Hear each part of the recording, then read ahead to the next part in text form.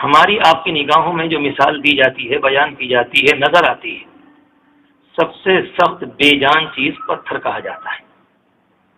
کسی انسان کا دل سخت ہو جائے تو کہا جاتا ہے کہ اس کے سینے میں دل نہیں ہے بلکہ پتھر ہے، اس کی آنکھوں میں آنسو بھی نہیں آتے،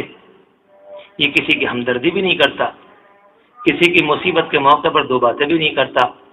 اس کا مطلب یہ ہے کہ اس کا دل نہیں ہے بلکہ پتھر ہے۔ گویا کہ جب ہم اپنی زبان سے سختی کو بیان کرنا چاہتے ہیں تو اس موقع پر پتھر کا لفظ بولتے ہیں۔ ہماری زبان میں، ہمارے محاورے میں، ہمارے رہن سہن میں سب سے بے جان چیز جو مانی جاتی ہے، زبان کے اعتبار سے، بولنے کے اعتبار سے، کلام پاک کو پڑھ کر بھی اندازہ ہوتا ہے اور انسانی بول چال کو پڑھ کر بھی اندازہ ہوتا ہے، وہ پتھر کی مثال دی گئی۔ اللہ تبارک و تعالیٰ فرماتا ہے کہ اگر ہم اس کو پہاڑ کے اوپر نازل کرتے تو وہ بے جان چیز جس کو تم سب سے زیادہ بے جان جانتے ہو، جس کے بے جان ہونے کو تم بھی سمجھتے ہو، گویا کہ مجھ سے اور آپ سے کہا جا رہا ہے، تو اس کا معاملہ بھی یہ ہوتا کہ وہ لرز جاتا، کانپ جاتا، خوف اور خشیت سے، اللہ کی ہیبت سے پھٹ جاتا۔ اللہ تبارک و تعالیٰ جب کلام پاک میں کوئی بات بیان فرماتا ہے تو وہ اس لیے تو نہیں کہ بس ایک کان سے سنا اور اس کو اڑا دیا جائے۔ رب العالمین ہم سے اور آپ سے اور دنیا کے انسانوں سے ایک حقیقت بیان فرمانا چاہتا ہے۔ اسی طرح سے قرآن مجید کی دوسری آیت میں ایک موقع پر فرمایا وَلَوْ أَنَّ قُرْآنًا سُجِّرَتْ بِهِ الْجِبَالُ، اگر ہم ایسا قرآن نازل کرتے کہ آیتیں پڑھی اور پہاڑ یہاں سے وہاں کو چلا گیا، ہو سکتا تھا، أَوْ قُطِّعَتْ بِهِ الْأَرْضُ، زمین خود بخود اپنی منزل کو طے کر لیتی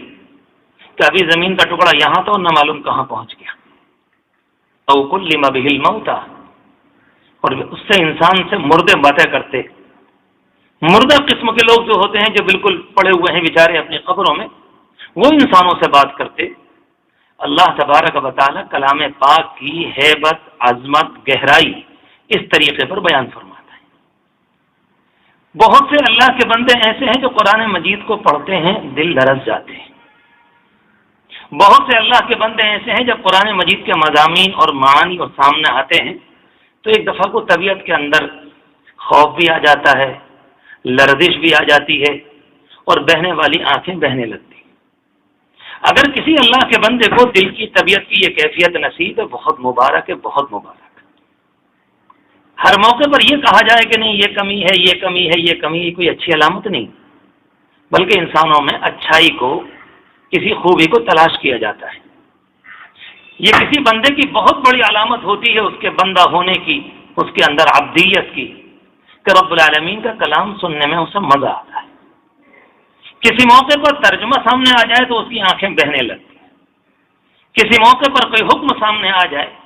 وہ اللہ کا بندہ ہو سکتا ہے کہ فوراً اسی وقت اس پر عمل نہ کر سکے، مگر طبیعت میں تقاضا پیدا ہوتا ہے مجھے اللہ کے کلام پر عمل کرنا ہے۔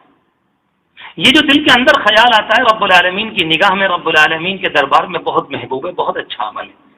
کم از کم بندے کے دل میں خیال تو آیا۔ یہ ساری چیزیں وہ ہیں جو بھی میں نے آپ سے عرض کی،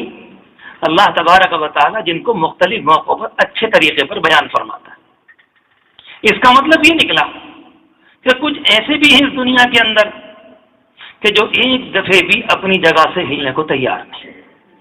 کچھ بھی ہو جائے، طوفان آ جائے تو کوئی پریشانی نہیں ہوتی، زلزلوں کی خبریں آ جائیں تو طبیعت کے اندر کسی طرح کی کوئی قحط نہیں پیدا ہوتی، کسی موقع پر کسی طرح کی کوئی مصیبت آ جائے تو انسان یہ کہنے لگتا ہے کہ نہیں یہ تو کچھ زمانے پہلے بھی آئی تھی، 15-20 دن میں بیمار رہا تھا، اب دوبارہ آئی ہے، کچھ دن بیمار رہوں گا نکل جائے گی۔ اگر کسی اللہ کے بندے نے اس طرح کی باتیں کی تو یاد رکھیں یہ علامت اچھی نہیں۔ یہ نہیں کہا جا رہا کہ دنیا میں ہر موقع پر سارے کے سارے انسان دنیا میں ایسے ہو جائیں گے کہ ان کا مزاج صحابہ کرام کا ہو، ان کی طبیعتیں بلند ہوں اور ان کے ایک بھی غلطی ان سے زندگی میں نہ ہوتی، ایسا نہیں کہا جاتا ہے۔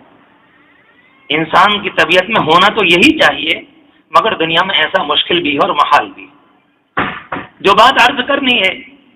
کہ اللہ تبارک و تعالیٰ کے کلام پاک کو پڑھ کر کم از کم میں اور آپ کبھی کبھی سوچیں، غور کریں کہ آیا کہ میری طبیعت کے اندر یہ باتیں ہیں کہ نہیں۔ اپنے آپ کو بالکل ایک نارمل زندگی پر ڈال دینا، دائیں بائیں کو مڑ کر نہ دیکھنا، سوچنا بھی نہیں، غور بھی نہیں کرنا اپنے انجام کے متعلق۔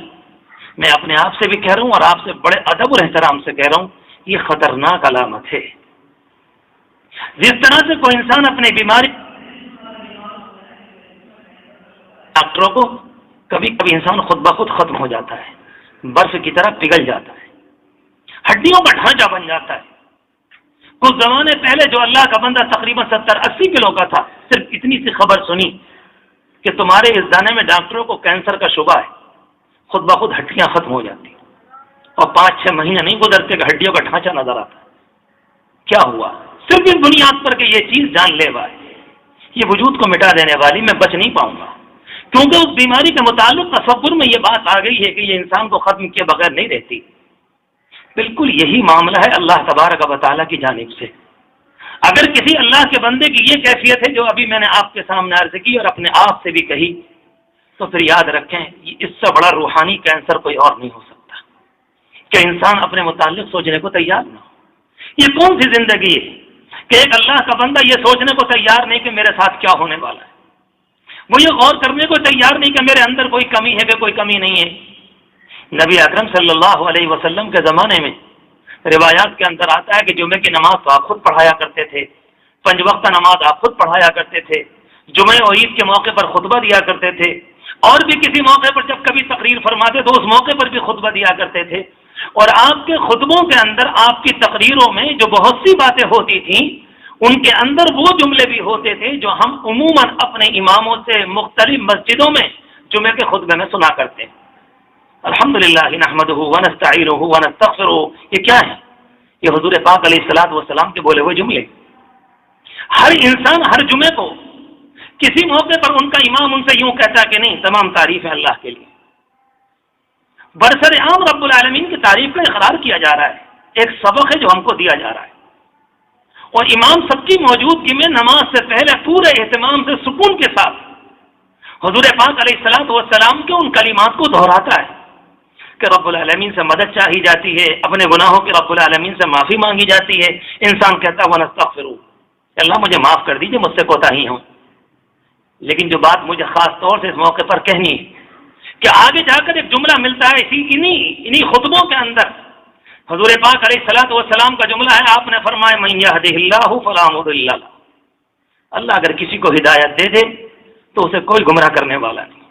عجیب و غریب جملہ ہے۔ دو چیزیں ہوتی ہیں، ایک ہے رب العالمین کی جانب سے زبردستی کا ہدایت کا نظام۔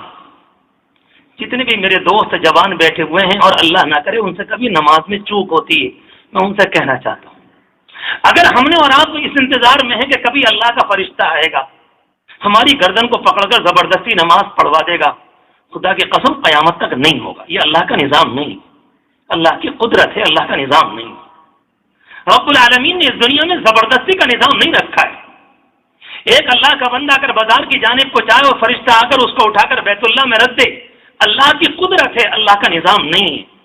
قدرت تو اس کی سب کچھ ہے، اس دنیا کو ختم کر دے ایک لمحے کے اندر۔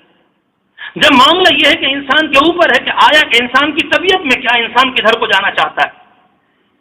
اگر کوئی اللہ کا بندہ رب العالمین سے عرض کرتا ہے اہدنا الصراط المستقیم، میرے اللہ مجھے سیدھے راستے پر چلا دیجیے، ایک زبان سے کہنا کوئی شک کی بات نہیں، یہ بھی بہت اچھا ہے۔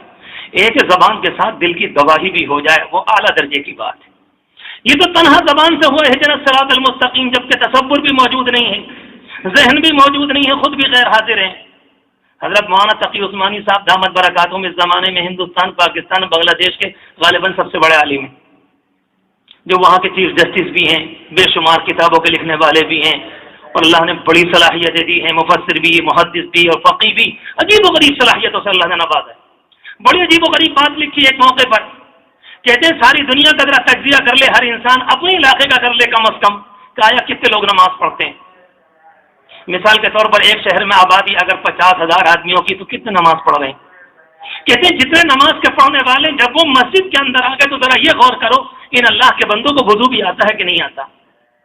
اور جب وضو کر کے مسجد کے اندر آ گئے تو اب یہ غور کرو کہ ان اللہ کے بندوں کو تکبیر تحریمہ کا طریقہ اور کانوں تک ہاتھ اٹھانے کا طریقہ بھی آتا ہے کہ نہیں آتا، اور اگر کسی اللہ کے بندے نے اپنے آپ کو اللہ کے سامنے لا کر کھڑا کر دیا تو کم از کم نماز سنو ان کی، یہ نماز سنانے کو تیار نہیں، کیونکہ اسے معلوم ہے کہ مجھے اتحیات بھی یاد نہیں ہے، داڑھی بھی سفید ہو گئی، کمر بھی جھک گئی، قبر میں ٹانگیں بھی لٹک رہی ہیں، مگر اللہم انا نستعینک کا یاد نہیں ہے اسے۔ جماعت کے ساتھ بیٹھنے کو تیار، اس کو نہیں یاد پر نہیں، لوگ کیا کہیں گے، لوگ کیا کہیں گے، ہمیں نہ معلوم کہاں سے کہاں پہنچا دیا، کہ وہ بھی نہیں معلوم، نماز کے فرائض اور واجبات بھی نہیں معلوم۔ اگر غالباً امام کے پیچھے نہ ہوتا تو نہ معلوم یہ کتنی غلطیاں کرتا۔ امام کے پیچھے ہے، ذہن کہیں اور پر ہے، اور ایک اللہ کا بندہ کہیے جا رہا ہے۔ ہرگز خدا کی پناہ کہنے کا مقصد یہ نہیں کہ نمازیں بیکار ہیں، لیکن یہ توجہ دلانا مقصود ہے کہ نمازوں کی حیثیت کیا ہے۔ قرآن مجید میں تو یوں بیان کیا گیا تھا وَقُومُوا لِلَّهِ قَانِتِينَ، اللہ کے سامنے کھڑے ہو جاؤ پورے اطمینان کے ساتھ، تصور بھی ہے، ذہن بھی ہے، دل بھی حاضر ہے، ہمارا وجود بھی ہے، ہماری زبان بھی کچھ کہہ رہی ہے، آنکھیں بھی کسی خاص جگہ پر لگی ہوئی ہیں، دل بھی کہیں پر اٹکا ہوا ہے، اور انسان سر سے لے کر پاؤں تک ایسا لگتا ہے کہ رب العالمین کے سامنے عبدیت اور غلامی کی تصویر بنا ہوا ہے۔ اب اگر ہم اور آپ یوں کرتے چلیں، یہ بھی کمی ہوئی، یہ کمی نکلی، وضو میں کمی، نمازوں میں کمی، تو آپ ہی اپنے دل پر ہاتھ رکھ کے بتائیں کتنی مقدار نکلے گی اللہ کے بندوں کی جو صحیح طریقے پر پڑھتے ہوں۔ فرمایا حضور پاک علیہ الصلوۃ والسلام نے من یہدہ اللہ فلا مضل لہ، اللہ کسی کو ہدایت دے اسے کوئی گمراہ کرنے والا۔ میں نے عرض کیا کہ ایک اللہ کا بندہ رب العالمین سے یوں عرض کیا کہ میرے مالک مجھے ہدایت دے دے، اور میں نے کئی دفعہ یہ بات دہرائی، ہدایت کس کو کہتے ہیں؟ ہدایت کوئی چیز دکھلانے کی نہیں ہے۔ کوئی اللہ کا بندہ یہ کہے کہ ہمارے پاس ہدایت ہے، کون کس کو دکھلائے گا؟ ہدایت تو طبیعت کے اندر ایک مزاج کو کہتے ہیں، طبیعت کی ایک پختگی کو کہتے ہیں۔ کوئی اللہ کا بندہ آپ سے معلوم کرے ذرا میری صحت دیکھ لیجیے، آپ کہتے ہیں میرے ہاتھ دیکھو، وہ اللہ کا بندہ آپ سے کہے گا ہاتھ کا دکھلا رہے ہو، اپنی صحت دکھلاؤ۔ آپ کہتے ہیں میرے ہاتھ کو دیکھو، میری پاؤں کو دیکھو، میری ٹانگوں کو دیکھو، میرے وجود کو دیکھو۔ آپ اس سے بار بار کہتے ہیں تم مجھے ٹانگیں دکھلا رہے ہو، میں تمہاری صحت کو جانتا ہوں۔ کیا مطلب نکلا کہ سر سے لے کر پاؤں تک دل صحیح کام کر رہا ہو، انسان کے پھیپھڑے صحیح کام کر رہے ہوں، انسان کو سانس آ رہا ہو، انسان کی آنکھیں شاندار دیکھ رہی ہوں، انسان کی زبان بول رہی ہو، انسان کے کان سن رہے ہوں، اور پوری طبیعت اگر ٹھیک ٹھاک ہے، اس کو کہتے ہیں کہ انسان کی صحت اچھی ہے۔ کوئی اللہ کا بندہ کسی کو ہدایت دکھلا نہیں سکتا کہ جی مجھے ہدایت ملی ہوئی ہے۔ ہدایت کو دکھلانے کی چیز نہیں۔ کوئی اللہ کا بندہ اگر یہ جاننا چاہے کہ مجھے ہدایت ملی ہوئی ہے تو بہت آسان طریقہ ہے۔ اگر طبیعت گناہوں سے بچ رہی ہے، گناہوں سے نفرت کر رہی ہے، غلط سوسائٹی میں جانے سے بچ رہی ہے، بری جگہ پر طبیعت پریشان ہوتی ہے، آخری درجے کی بے چینی ہوتی ہے، کسی جگہ گالیاں ہیں، کسی جگہ گندا بولنا ہے، کسی جگہ گندا سننا ہے، یا کسی جگہ گندا دیکھنا ہے، کسی موقع پر طبیعت اگر پریشان ہونے لگے کہ چلو بھائی من نہیں لگ رہا، ہمیں تو کسی اچھی مجلس میں چلنا چاہیے، اس کا مطلب یہ ہے کہ اللہ کے بندے کو ہدایت نصیب۔ بڑا آسان، ہر ایک اللہ کا بندہ اپنے آپ کو دیکھے۔ جس موقع پر ہم گندی مجلس میں ہوتے ہیں، اگر اس موقع پر اجازت دیجیے، بڑی خطرناک بات ہے، اس موقع پر کوئی آ کر نماز کی باتیں کر دے تو ہماری آنکھیں سرخ ہو جاتی، اس کو ہدایت نہیں کہتے۔ من یہدہ اللہ فلا مضل لہ، رب العالمین فرماتا کہ اللہ رب العالمین اگر کسی کو ہدایت دینے پر آ جائے، دنیا میں کسی کی طاقت نہیں کہ اس کو گمراہ